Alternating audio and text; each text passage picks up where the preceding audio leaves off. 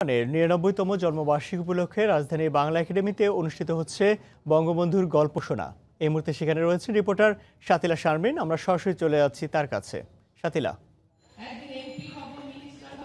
এখন এই যে বাংলা একাডেমির যে প্রাঙ্গণটি, এই প্রাঙ্গণটি কিন্তু আসলে ভরে উঠেছে শিশু কিশোরদের আগমনে, এবং তারা আসলে বসে বসে শুনছে সেই বঙ্গবন্ধুর গল্প, যে আসলে এই দেশকে স্বাধীন করেছে, তিনি আসলে এই দেশের জাতির পিতা। সেই জাতির পিতার আসলে সেই মন্ত্রমুগ্ধকর যে সময়গুলো ছিল, দেশকে স্বাধীন করার যে সংগ্রাম ছিল, সেই সময়ে শিশু কিশোর যারা ছিলেন, যারা আসলে বঙ্গবন্ধুর আহ্বানটি জানিয়েছেন, আহ্বানটি শুনেছেন, এবং তিনি যে কত বড় নেতা ছিলেন এবং কিভাবে যে দেশের মানুষকে মুক্তিযুদ্ধে অনুপ্রাণিত করেছেন, সেই বিষয়গুলো কিন্তু এখানে উঠে আসছে। এবং তারা গল্প আকারে বলার চেষ্টা করছেন শিশু কিশোরদের, যে বঙ্গবন্ধুর যে আদর্শ, যে চেতনাকে ধারণ করে একটি বাংলাদেশের জন্ম হয়েছে, সেই কথাগুলোই আসলে শিশু কিশোরদের জন্য বলার চেষ্টা করছেন। এখানে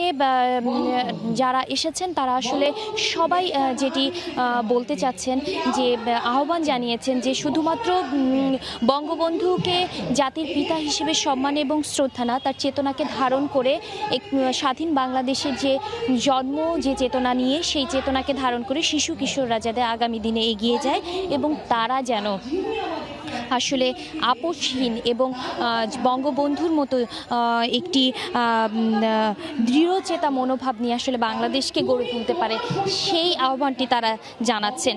এবং সর্বোপরি যে কথাটি বলছেন সেটি হচ্ছে মুক্তিযুদ্ধের চেতনা, তখনকার সময়ে পাকিস্তানি মনোভাব এবং অসাম্প্রদায়িক যে চেতনাকে ধারণ করে বাংলাদেশের জন্ম হয়েছিল, সেই বাংলাদেশের চেতনাটিকে ধরে রাখা, এবং পাশাপাশি যে সাম্প্রদায়িক যে চেতনাটি এখনো বাংলাদেশে রয়েছে, সেই চেতনা আসলে যে কোনোভাবেই হোক, সেই চেতনাকে যাতে আসলে আমরা কোনোভাবেই বাড়তে না দেওয়া, এবং এই যে ছোট শিশু কিশোররা আছে তারা যেন সবসময় অসাম্প্রদায়িক চেতনাকে ধারণ করে চলে, সেই বিষয়টি কিন্তু তারা আসলে আমাদেরকে এখানে বলার চেষ্টা করছেন।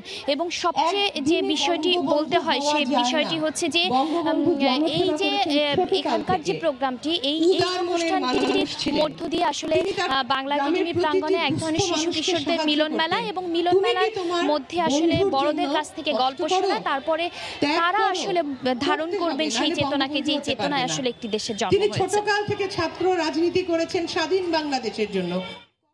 দর্শক, বঙ্গবন্ধুর জন্মবার্ষিকী ও জাতীয় শিশু দিবস উপলক্ষে রাজধানী বাংলা একাডেমিতে চলছে বঙ্গবন্ধুর গল্প বলা অনুষ্ঠান। সেখান থেকে সেই খবর জানাতে আমাদের সঙ্গে যোগ দিয়েছিলেন সহকর্মী শাতিলা শারমিন।